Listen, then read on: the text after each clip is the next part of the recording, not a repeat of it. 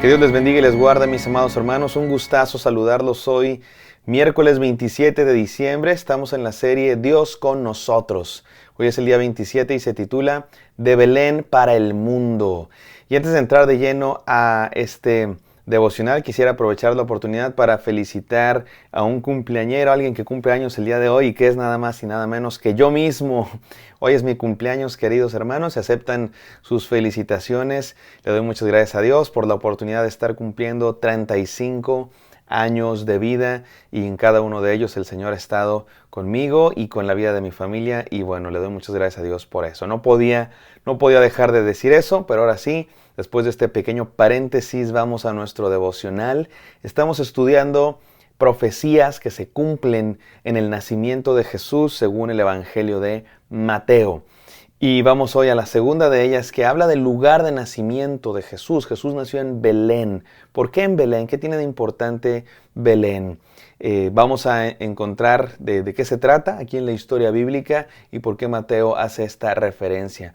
Y sobre todo aplicar estas enseñanzas para nuestra vida. Oremos. Gracias Padre Santo porque estás entre nosotros. Gracias porque día con día nos muestras tu amor y porque en Cristo Jesús, naciendo en Belén, nos mostraste que quieres estar con nosotros, que quieres salvarnos y que hiciste todo, Señor, para comprar nuestra salvación. Permítenos escuchar esta palabra y aplicarla a nuestra vida. En el santo nombre de Jesús. Amén. Amén, mis amados hermanos. Vamos a Mateo 2, del 4 al 6, que dice así. Este es el contexto de los sabios de Oriente. ¿Se acuerdan que los sabios de Oriente van a buscar al rey de los judíos y llegan primero al palacio de Herodes? Y Herodes se pone nervioso y los sabios le dicen, no está aquí. Herodes dice, no está aquí. ¿Y dónde estará? Y bueno, aquí está el versículo 4. Y convocados todos los principales sacerdotes y los escribas del pueblo, les preguntó dónde había de nacer el Cristo. Ellos le dijeron, en Belén de Judea, porque así está escrito por el profeta. Y tú, Belén, de la tierra de Judá, no eres la más pequeña entre los príncipes de Judá, porque de ti saldrá un guiador que apacentará a mi pueblo Israel. Amén. Gloria a Dios por esta palabra. Y como ya lo dije ayer, mis queridos hermanos, como ya se dijo ayer, las profecías bíblicas no debemos pensarlas en profecías de Nostradamus, como que alguien recibe una visión, entra en trance sobre algo que va a pasar dentro de 7,000 años y escribe palabras ahí, frases que no tienen mucho significado para él o para ella, pero que dentro de muchos años van a significar algo. No son así. La palabra de Dios es viva y tiene un mensaje para cada generación. Y para esos que la recibieron, algo decía, y por supuesto que era una palabra de esperanza. Y déjenme explicar de qué se trata. Ante todo se trata de una profecía real. ¿A qué me refiero real? No en el sentido de real, de realidad, sino de realeza, de reyes. Es una profecía que habla de reyes. Y en los salmos, en los profetas, hay mucha de estas poesías, de estas imágenes acerca de reyes. Porque esa era la manera en la que vivía la gente en aquella época. Vivían en un reino. Y el reino era, en aquella época, tenemos que entender la mente de la gente a la que Dios le habló estas palabras para poder entender estas palabras. Recuerden, esto es hace más de 2,500 años. No hay países, no hay ONU, no hay mundial de fútbol, no hay televisión, no hay internet, no hay policía, no hay viajes en tren, ni en avión, ni siquiera en pecero, en combi, camión, bus, como le llames. Es muy difícil que la gente conozca otros territorios. La gente vive en un lugar y todo lo que conocen es ese reino, ese pueblo, esa aldea. Si acaso viajan a algunas aldeas cercanas, la mayoría de la gente nace, vive y muere donde mismo. Y todo esto tiene significado. Y para la gente entonces la idea del reino, de su lugar de origen, de su reino, de su país, era importantísima, era su mundo. Y además recordemos que Dios le está hablando a su pueblo, a un pueblo que Dios había formado y le había hecho promesas. Dios le había hecho promesas a Abraham de que de él haría una gran nación y de que vendrían reyes a partir de él. Dios también le había hecho promesas a David. Y aquí es donde empieza lo importante del pueblo de Belén. Porque David era un personaje que su familia venían de Belén.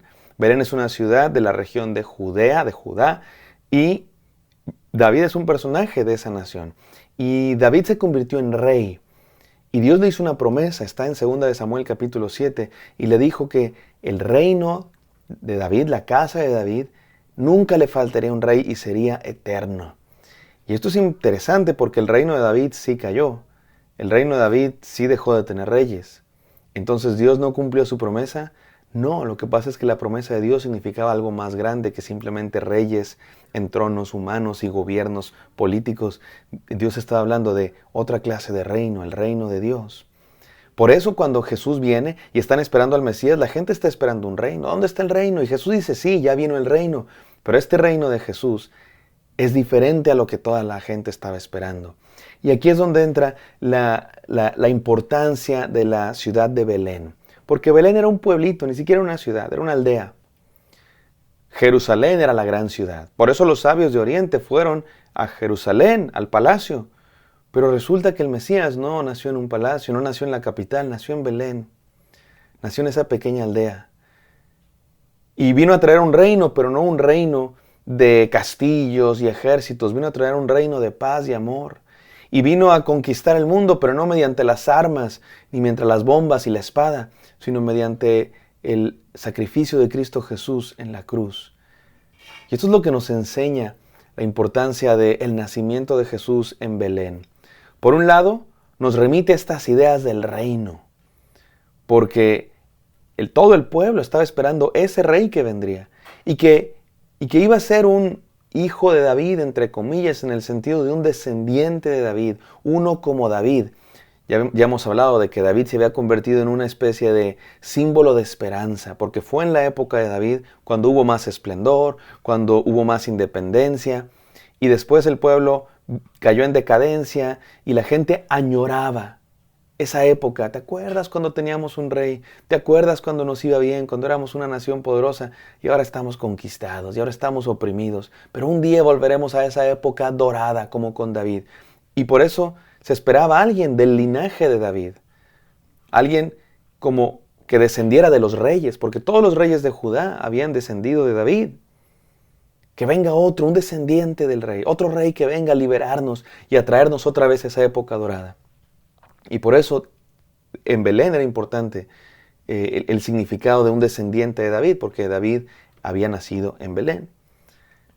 No todos los demás reyes se instauraron en Jerusalén y nacían en Jerusalén, pero volver a Belén era volver a lo básico, o y aquí viene la segunda enseñanza, a lo simple, a lo pequeño, porque así es como Dios hace las cosas, mi hermano. Dios hace las cosas, Dios hace cosas maravillosas, extremadamente grandes, desde lo más pequeño. Por eso este devocional se llama De Belén para el mundo, porque así es como obra Dios.